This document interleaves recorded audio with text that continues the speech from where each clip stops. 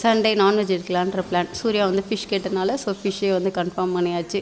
ஹஸ்பண்ட்டை கேட்டிருந்தா ஸோ அவங்க ஃப்ரெண்ட்ஸோடு வெளியில் போகிறேன், ஒரு 11:30 12 ஆகும் அப்படின்னு சொல்லியிருந்தாங்க. ஸோ அதனால் லஞ்சுக்கு குயிக்காக சாதம் ரசம் வந்து ரெடி பண்ணிட்டேன். இதுக்கப்புறமா வந்து ஃபிஷ் ஃப்ரைக்கு வந்து 1 ஸ்பூன் சீரகம், 1 ஸ்பூன் மிளகு, கருவேப்பிலை கொஞ்சமாக, அது கூட உப்பு, வீட்டில் ப்ரிப்பேர் பண்ண குழம்பு மிளகாய் தூள் ஒரு 3 ஸ்பூன் எல்லாத்தையும் லைட்டாக ரோஸ்ட் பண்ணி ஸோ மிக்சியில் வந்து நல்லா பவுடர் பண்ணி எடுத்துக்கிட்டேன்.